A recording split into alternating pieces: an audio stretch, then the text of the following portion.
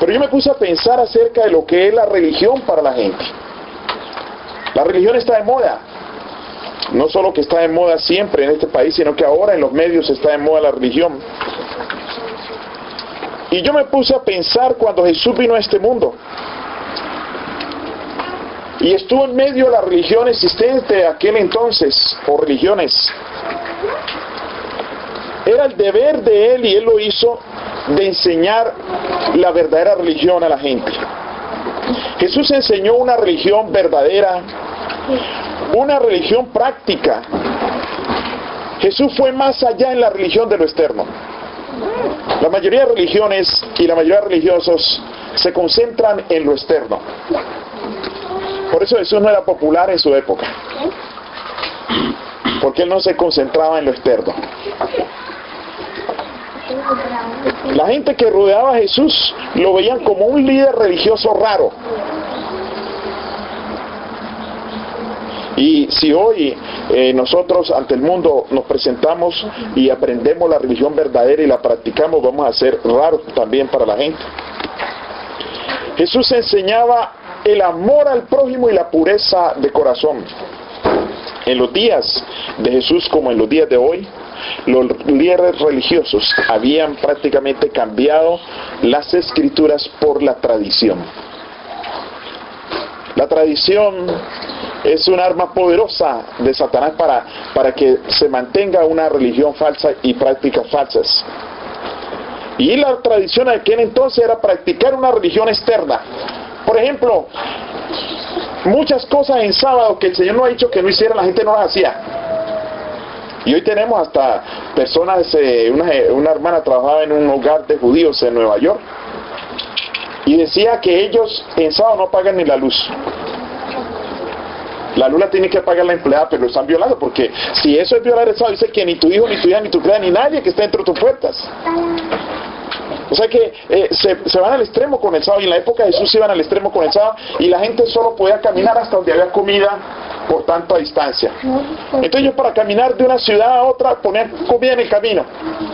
Camina hasta donde hay comida, cumple con las millas, pero hay más comida ya. O sea, una serie de prácticas externas. Jesús enseñó que los pensamientos determinan el carácter de la persona.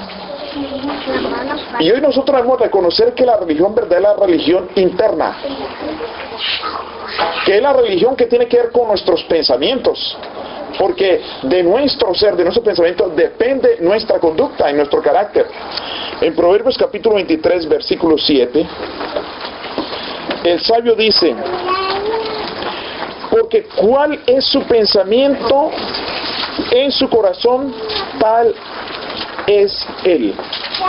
O sea, que nosotros somos de acuerdo a lo que tenemos en nuestro pensamiento.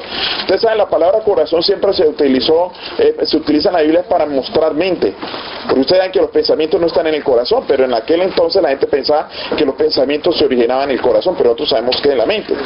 Porque cuál es su pensamiento en su mente, diríamos, tal es él. Come y bebe y dirá, mas su corazón no está contigo. O sea que la Biblia nos muestra claramente que la religión, que el carácter depende de los pensamientos. La actitud que los judíos tenían hacia los romanos, todo eso dependía de sus pensamientos y sus creencias. Los judíos se consideraban superiores a los romanos, los cuales han ocupado su nación. Y hay la tendencia a aquellos que consideran que tienen la verdad, se consideran superiores a otros. Es decir, puede haber la tentación de que nosotros nos consideremos superiores a otros porque se bebe licor y nosotros no. Que nos consideremos superiores a otros porque comen carne de cerdo o de puerco y nosotros no. Pero la realidad es que todos los seres humanos son dignos ante Dios. Amén. Amén. Pero los judíos consideraban a los romanos como inferiores, como una nación inferior. Los criticaban porque los romanos hacían fiestas de placer. Los criticaban porque los soldados romanos que estaban ahí, las guarniciones de soldados romanos, eran por lo general personas iletradas, eran analfabetos. Los criticaban porque la tendencia de los romanos era comer toda clase de animales. Yo me encontré la otra vez en Georgia con un muchacho de Honduras. Él andaba por ahí y no tenía trabajo, y yo le dije, ya que usted está de pasada y no tiene trabajo, necesito que me corte maleza, yo les pago, y conseguí a varios que cortaran maleza. Y yo estaba ahí cortando con ellos, y entonces nos pusimos un día a hablar, y le dije yo que la gente por ahí se comía esos animalitos que andan en la calle, que matan los carros, esos que tienen una coraza. ¿Ah? Armadillos. Yo le dije, la gente come armadillo por acá, y dicen que del armadillo viene la lepra, pero hay gente que come armadillo. ¿Ah? Armadillo, no sé qué otro nombre. En inglés se llama armadillo, creo que es el mismo nombre. No, la ardilla es otro. El hecho es que es un animalito bien rarito ahí. Y entonces dijo él, eso no es nada, pastor, yo he comido de todo. Yo he comido cocodrilo. Y en Centroamérica comemos iguanas, hasta iguanas, camiones cargados de iguanas a comer iguana. Y yo me quedaba así aterrado de todos los animales que él comía. Y yo empecé a hablarle cuáles eran los animales limpios, y entonces dijo, bueno, yo he comido de todo, decía este señor.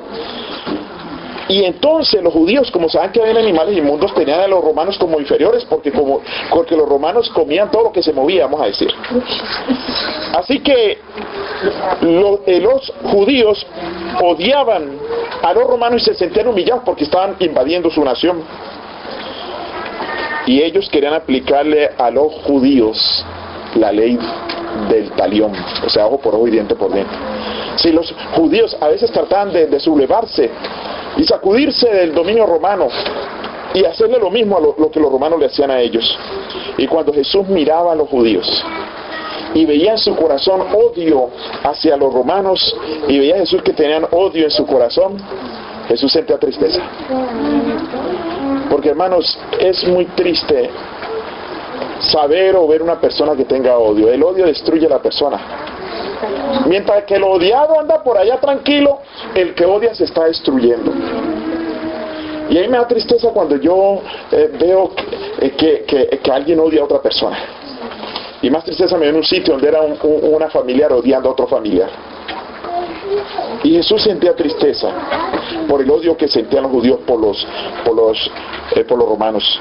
Entonces Jesús decidió predicarles de las maravillas del amor de Dios, para que ellos entendieran las maravillas que el amor de Dios puede hacer en los corazones. Así que Jesús se encontraba en un monte, rodeado de una gran multitud. Y allí en ese monte, frente al lago de Galilea, Jesús les empezó a predicar. Les enseñó las bienaventuranzas primero. Y después les dijo que ellos eran la sal de la tierra. La sal preserva. Donde no tienen refrigerador, en los lugares así, compran la carne y la llenan de sal para que no se dañe, y pueden guardarla para otro día. Y si le echan un poquito de ajo y la cocinan, queda bien sabrosa. El hecho es que la sal preserva. Le digo, vosotros sois la sal de la tierra. Les digo también, vosotros sois la luz del mundo. Les habló de la perpetuidad de la ley. La ley no tiene fin. Les habló acerca de la ira. Ustedes saben que la ira destruye. Una persona cuando se ira se le sube la presión. Hay que pedirle a Dios que nos ayude a nunca tener iras y a no odiar, y eso solo se ayuda a través de la presencia de Cristo. Jesús les habló acerca del adulterio, les habló acerca del divorcio, les habló acerca de los juramentos, pero ahora Jesús pasa a hablarles de otro tema, a hablarles del amor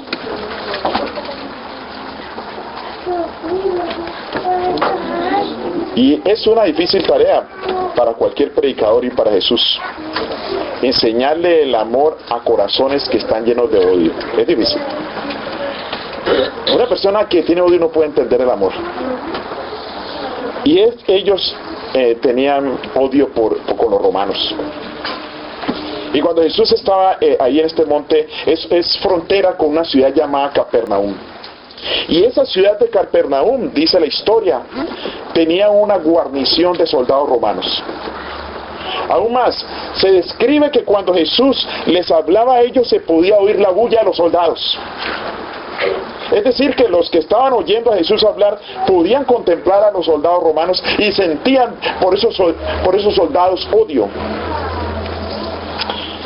Entonces, el solo hecho de saber, de oír de un soldado, la voz de un soldado, hablando arameo con acento latino o hebreo con acento latino, o las palabritas que se hubieran podido aprender los romanos, o el griego con acento latino, el solo oír ese acento, el solo ver los soldados, les alimentaba el odio a los judíos. Y les odiaban no solo porque su nación la tenían invadidas, sino que un soldado romano podía, según la ley, darle una bofetada a un judío y no podía hacer nada, porque Roma tenía leyes en los lugares que ocupaba. Los romanos, como otras naciones, cuando invadían una ciudad, no ponían un gobernante ellos, sino que trataban de buscar uno de allí mismo, que fueran los gobernantes. Los gobernantes en Israel, como Herodes, eran judíos, pero dependían del gobierno romano. Así que si un soldado romano llegaba, el hermano Israel, vamos a decir que fue según judío, llegaba un soldado romano y ¡pah!, le da una bofetada, él no podía hacer nada, según la ley. Tenía derecho un soldado a darle una bofetada a una persona. O si venía un soldado romano del hermano Moratalla, que fuera un judío, le decía, dame tu túnica que está viendo frío, tenía que dársela. O si un soldado romano llegaba y decía, ¿dónde llevo esto? Y llamaba a la hermana Priscila, ella tenía que llevarla a 1 milla. Y ya cuando contaba la milla, más o menos, paso. Yo no como María, cuando ya contaba la milla la dejaba ahí porque era obligación llevarle una carga a un soldado romano por 1 milla, que era 1 kilómetro, punto 48, 1,48, casi 1,5 kilómetros. Además de eso, si un soldado romano llegaba a un sitio y tenía hambre y había llegado a una casa de comida y le tenían que dar comida. O sea, los soldados romanos, las leyes romanas los ayudaban para ellos poder subsistir y ayudarle al presupuesto de la nación romana. Sabiendo eso, Jesús les dice a estas personas, allí en este monte, Mateo capítulo 5, versículo 38,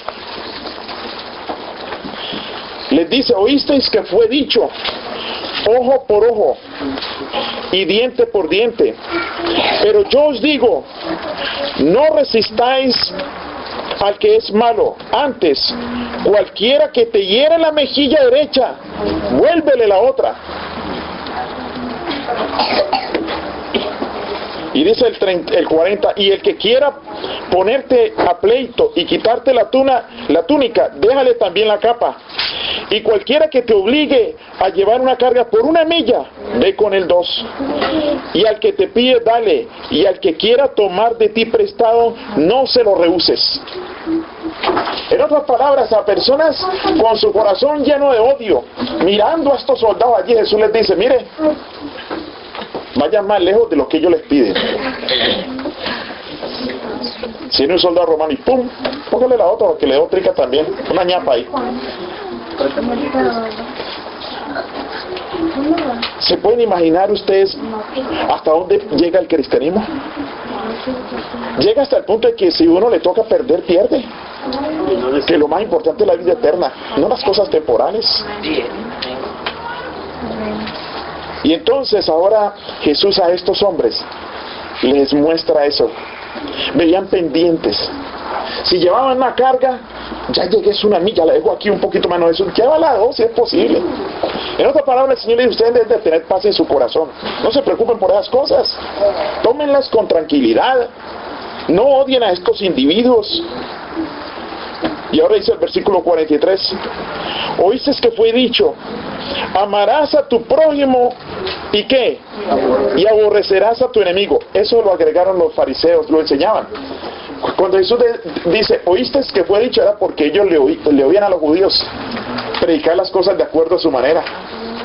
Oíste que fue dicho, amarás a tu prójimo y aborrecerás a tu enemigo. Eso nunca lo dijo la palabra de Dios. Eso era enseñanza de los fariseos. Eran enseñanzas de la tradición, que había que odiar a los enemigos y amar a los amigos. Solo amar a los amigos. Eso no estaba en la Biblia. La Biblia, por el contrario, vamos a volver allí, pero vamos a ver qué nos dice la Biblia en el Antiguo Testamento. En Levíticos capítulo 19, versículo 18. Dice allí, no no te vengarás, ni guardarás rencor a los hijos de tu pueblo, sino que amarás a tu prójimo como a ti mismo. Y aparece la firma del Señor, yo Jehová. O sea, que aquellos que dicen que el Nuevo Testamento es un Dios de amor y que el otro era un Dios de venganza, no, eso no es así. Amarás a tu prójimo como a ti mismo viene del Antiguo Testamento.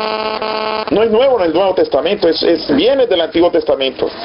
Y hay que seguir la palabra de Dios y no las tradiciones. Jesús le está diciendo, ustedes les han enseñado a los fariseos y le han enseñado en su iglesia, en su religión, en lo que sea, que amen a sus amigos y aborrezcan a los enemigos, pero no, eso no es así. Dice el versículo 44, pero yo os digo, amad a vuestros enemigos, bendecid a los que os maldicen, haced bien a los que os aborrecen y orad por los que os ultrajan y persiguen, para que seáis dignos de vuestro Padre que está en los cielos, que hace salir su sol sobre malos y buenos, y que hace llover sobre justos e injustos. ¿Qué tal que el Señor fuera como nosotros?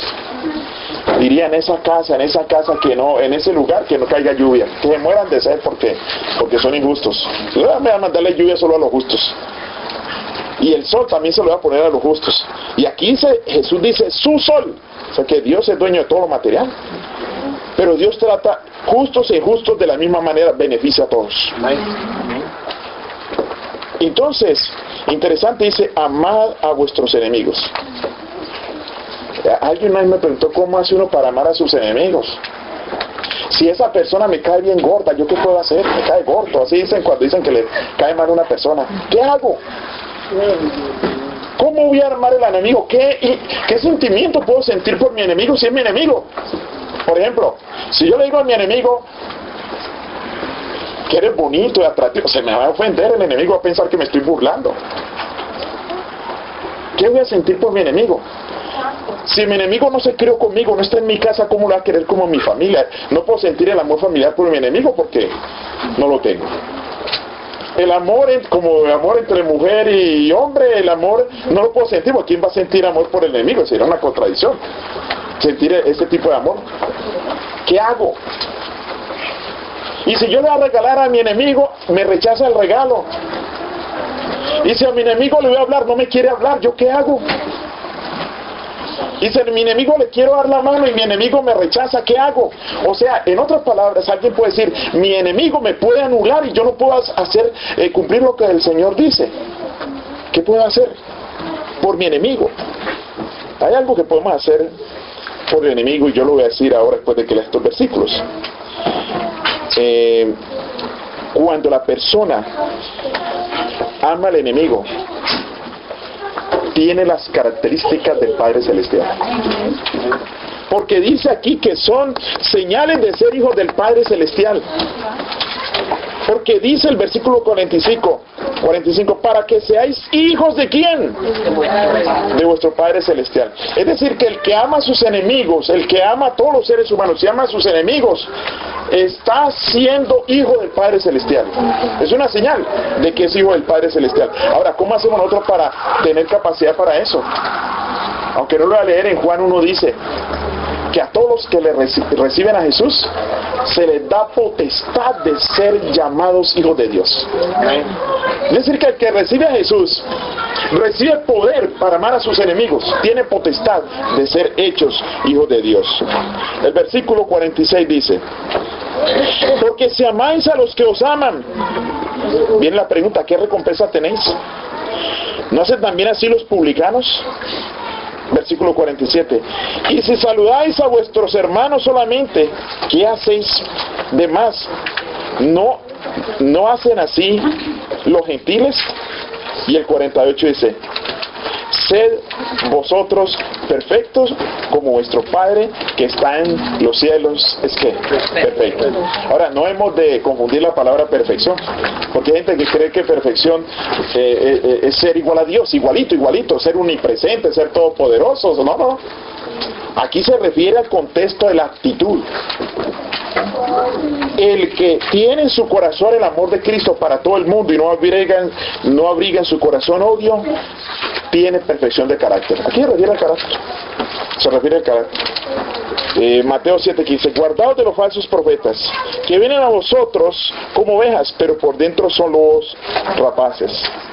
Por su fruto los conoceréis. ¿Acaso se recogen uvas de los espinos o higos de los abrojos?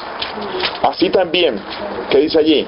Todo buen árbol da buenos frutos, pero el árbol malo da malos frutos.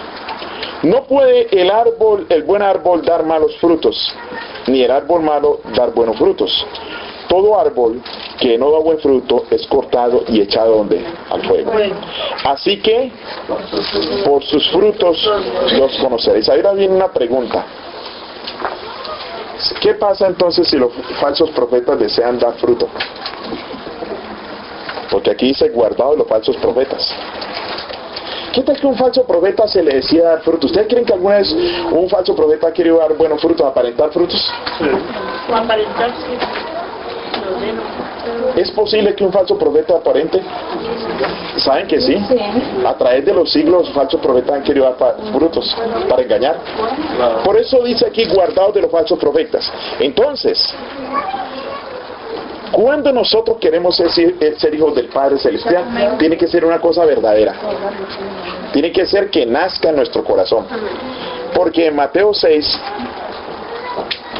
el Señor da unas indicaciones para evitar dar falsos profetas, como dar frutos falsos como los falsos profetas. Dice, guardados de hacer vuestra justicia, ¿dónde? Delante de los hombres para ser visto de ellos. De otra manera, no tendréis recompensa de vuestro Padre que está en los cielos. O sea que si una persona dice, aquí me están viendo, y esa persona que está ahí me cae mal y somos como enemigos, pero voy a quedar bien con todos, y va y lo abraza. Un abrazo, vamos a decir, es falso. Pero dice aquí el Señor, dice Jesús, dice el Señor que en la Biblia dice, para que vean vuestras buenas obras, para que sean mostradas vuestras buenas obras delante de ¿qué? De los hombres. Es decir, que si nosotros hay buenas obras de parte nuestra que son espontáneas, que son reales, pues va a ser un buen testimonio. Pero el Señor también nos advierte del peligro de que la persona viva una religión simplemente por apariencia externa. Por eso dice, guardaos de hacer vuestras obras delante de los hombres para ser visto por ellos. Que las buenas obras que nosotros hagamos es porque nacen, no para que sean vistos por nadie. De otra manera, no tendréis recompensa de vuestro Padre que está en los cielos. O sea que el Señor hasta advertencia, hasta en eso hay que ser cuidadosos. Dice el versículo 2, cuando pues des limosna, no hagáis tocar trompeta delante de ti, como hacen los hipócritas en las sinagogas y en las calles, para ser alabados por los hombres. De cierto os digo que ya tienen su recompensa. Luego viene el versículo 3, mas cuando tú des limosna, no sepa tu mano izquierda lo que hace tu mano derecha. Hermanos, aquí es importante ver cómo la religión que Jesús enseña era completamente a la religión tradicional, al punto de que hay un refrán oriental que se conocía desde la época de Jesús, se conoce todavía en el Medio Oriente. El refrán dice así: la mano derecha y la izquierda son amigas. Es un refrán árabe. La mano derecha y la mano izquierda son ¿qué? Son amigas. Totalmente diferente a lo que Jesús dice. Jesús dice que tu mano derecha no sepa lo que hace la mano izquierda, ni lo que tu mano izquierda hace. ¿Por qué? Significa que cuando la persona hace algo, lo hace de corazón. Y no necesariamente tiene que ser visto. Es como por ejemplo el ayuno. Uno puede declarar un ayuno en la iglesia. En una época, yo ayunaba todos los sábados. Ya no pude volver a ayunar todos los sábados por ser pastor. Porque no he querido que, pastor va a comer, no estoy ayunando, a mí no me gusta dar cuenta que estoy ayunando. El ayuno para mí mucho mejor es el martes o el jueves, cuando nadie se dé cuenta, porque yo quiero hacer mis cosas solo. Además el ayuno es para beneficio espiritual. Nunca ayuno, yo respeto a la gente que hace eso, ayunar, aguantar hambre para que Dios me dé algo. No, Dios es tan generoso que no necesita que yo ayune para que Él se conmueva, ¿no? Si Dios es más generoso que yo y más bueno. Hay muchos conceptos acerca, bueno, ese no es el tema, pero el hecho, hermanos, es que nosotros debemos de hacer todo de corazón, no para que nos vean. Ese es el principio lo que aquí dice. El versículo 4 dice: mas cuando deis limosna, no sepa tu izquierda lo que hace la derecha. Dice el 4, para que sea tu limosna en secreto, para que tu limosna en secreto. Para que sea tu limosna en secreto. ¿Y qué más? Y tu Padre que ve en los secretos te recompensa en público. Amén. Para que tu Padre que ve en secreto te recompense en público. Ahora, no quiere decir que a veces hagamos algo bueno y que coincidencialmente nos ven y nos van a ver. No vamos a ir a un extremo, pero lo que nos quiere mostrar aquí es que el propósito es ser sincero. Debe nacer de nuestro corazón. ¿Saben ustedes qué es lo único que uno puede hacer por el enemigo? Porque estábamos diciendo que un enemigo, analicemos. El amor que uno siente por el enemigo no puede ser un amor erótico, vamos a decir. Porque ¿quién se va a enamorar de su enemigo? Yo no sé si alguien ve a su enemigo sexy se enamore, no sé. Porque si hay odio de enemigo, ¿verdad? Pues no se va a enamorar. Tampoco de un enemigo va a sentir un amor familiar como un hermano, como alguien con quien ha vivido. Y si al enemigo le va a regalar una tarjeta de cumpleaños, el enemigo se la rechaza. Un enemigo que lo tiene anulado, no se deja más. ¿Qué es lo mínimo que se puede hacer por un enemigo? Orar. Muy bien, está, pero hay algo que el Señor llama que nosotros hagamos por el enemigo. No, y quizás el enemigo diga, no, yo no te perdono, ni me hables. Lo mismo que podemos hacer por nuestro enemigo es protegerle su reputación. Tremendo. Que nosotros nunca digamos nada malo del enemigo. Por el contrario, en la parte carnal del ser humano es hasta exagerarlo del enemigo. Exagerar más de lo que es malo que es, y es malo, ¿no? Hermanos, hay que cuidar la reputación del enemigo. Yo recuerdo una hermanita que se destacaba por no hablar mal de nadie. De nadie. Me decía, mira hermana, tal joven, tal cosa, y ella buscaba algo bueno, siempre buscaba lo bueno de la persona. Y ya todo el mundo conocía a la hermanita, nunca decía nada negativo de nadie, ni aunque fuera cierto, ya más bien si eso no construía, ya no lo decía. Entonces dijeron los jóvenes, vamos a preguntarle, esta hermanita tiene que decir algo malo que sea de alguien, y le hablaban de quien le hablara, y no, y ya. Por ejemplo, si llegan a decirle Osama Bin Laden, no, tiene un bonito turbante, alguna cosa así, con tal de no decir nada malo. Entonces le preguntaron, bueno, ya no se aguantaban más que no decía nada malo, le preguntaron, díganos usted qué opina de Satanás. Y ella dijo que es constante. Le encontré una cualidad, es constante, porque el diablo no descansa. Qué bueno, mis hermanos, que nosotros tengamos una religión interna, una relación estrecha con el Señor Jesús, que nunca odiemos a nadie y que hagamos las cosas con toda sinceridad. Si las ven, pues bueno, lástima, perdimos la recompensa, pero no hacerlas para que nos vean. Y yo quisiera leer un último versículo. De esa manera nos vamos a caracterizar como hijos del Padre Celestial. Y en Isaías capítulo 58 nos habla también de la religión verdadera allí. Isaías capítulo 58 versículos 3 en adelante, 3 al 8. Dice así, es una pregunta, el versículo 3 es: ¿por qué dicen ayunamos y no hiciste caso? Humillamos nuestras almas y no te diste por entendido. Le preguntan al Señor esta congregación. He aquí que en el día de vuestro ayuno buscáis vuestro propio gusto y oprimís a todos vuestros trabajadores. Aquellos que tenían trabajadores ayunaban y sin embargo oprimían a los trabajadores. He aquí que para contiendas y debates ayunáis, y para herir con el puño inicuamente. No ayunéis como hoy, para que vuestra voz sea oída en lo alto. ¿Es tal el ayuno que yo escogí? Que de día aflige el hombre su alma, que incline su cabeza como junco, y haga cama de cilicio y de ceniza. ¿Llamaréis esto ayuno y día agradable a Jehová? ¿No es más bien el ayuno que yo escogí, desatar las ligaduras de impiedad, soltar las cargas de opresión y dejar ir libres a los quebrantados y que rompáis todo yugo? ¿No es que partáis tu pan con el hambriente y a los pobres errantes alberguéis en tu casa, en casa?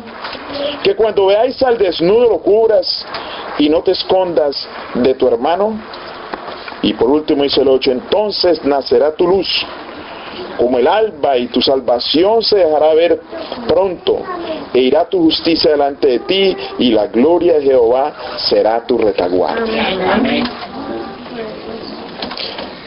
Y la condición de Israel en aquel entonces: ayunaban y mantenían mirando con odio a otros, ayunaban y no le pagaban bien a los trabajadores, ayunaban y tenían a la gente oprimida. Pero el Señor quiere que el verdadero ayuno